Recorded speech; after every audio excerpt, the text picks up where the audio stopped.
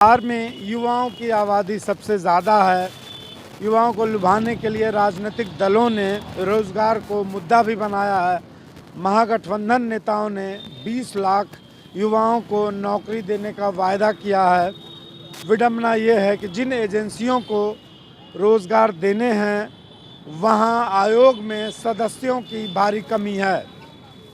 इन आयोगों का काम बहुत महत्वपूर्ण होता है और ख़ास करके आप जिनका नाम लिए बीपीएससी हो, चाहे यूनिवर्सिटी सर्विस कमीशन हो, चाहे कर्मचारी चयन आयोग हो, निश्चित रूप से न सरकार की जो जिम्मेवारी है न करती भी रही है सरकार।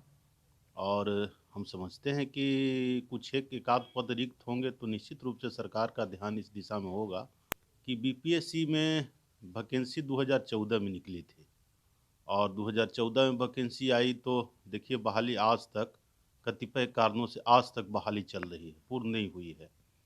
उसके बाद फिर देखिए अभी करीब करीब 4800 पदों के लिए 52 विषयों में 2020 में वैकेंसी यूनिवर्सिटी सर्विस कमीशन ने दिया है।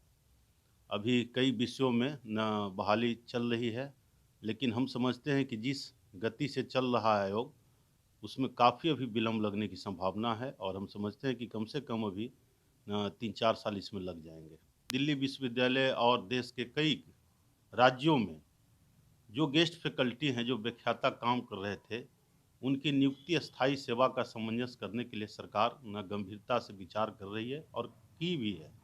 आपको बता देते हैं कि इस दिशा में उत्तराखंड में, इस दिशा में न पंजाब में, इस दिशा में हरियाणा में कई ऐसे स्टेट हैं कि जहां जो पहले से गेस्ट फैकल्टी पढ़ा रहे थे उनकी सेवा का अस्थायी रूप से सामंजस्य किया गया है।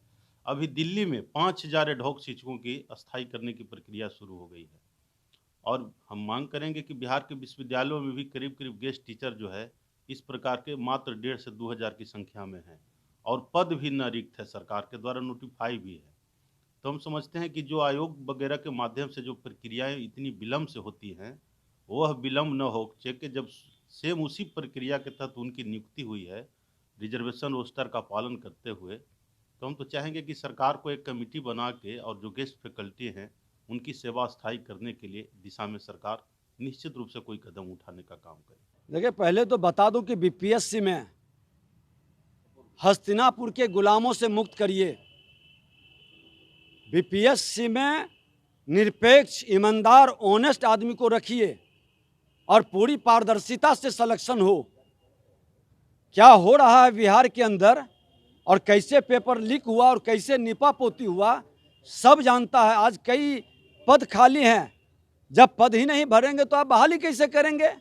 समय पर कैसे बहाली होगा? युवाओं को रोजगार का खाली सपना दिखाएंगे और जिसको रोजगार मिल गया है उसी को नियुक्ति को प्रतिनियुक्ति के समय में कहेंगे हम नियुक्ति बांट रहे हैं। ये सब ठगने का, बेवकूफ़ बनाने का, पारदर्शिता से इनकी नीयत नहीं है काम करने का, नीयत में खोट है, इसीलिए इनकी कोई नीति सफल नहीं होती है। देखिए, रोजगार तो निरंतर हमारी सरकार बिहार के बेरोजगार नौजवानों को रोजगार देने का काम कर रही है। आप पत्रकार हैं, आप भी देख रहे होंगे कि लगातार कई विभागों में नियुक्ति पत्र बांटी गई है हजारों की संख्या में, और जितने भी रिक्त पद है खाली, उन तमाम रिक्तियों पर जो है सो कि जल्द सरकार भर्ती करने की प्रक्रिया शुरू करेगी। आयोग में सदस्यों के पद खाली हैं, तो हम आपको बता ही दिए कि जितने भी रिक्ति है सरकार उसको देख रही है और उसका प्रोसेस कर रही है, जल्द रिक्ति भर दी जाएगी। बिहार में बीपीएससी, विश्वविद्यालय सेवा आयोग और अवर सेवा भर्ती बोर्ड को नियुक्ति का जिम्मा है, लेकिन ज़्यादातर आयोग ऐसे हैं जहां सदस्यों की संख्या पर्याप्त नहीं है। ऐसे में या तो नियुक्ति में देरी होती है या फिर पारदर्शिता का अभाव होता है। सहयोगी कुंदन के साथ रंजीत, ईटीवी भारत, पटना।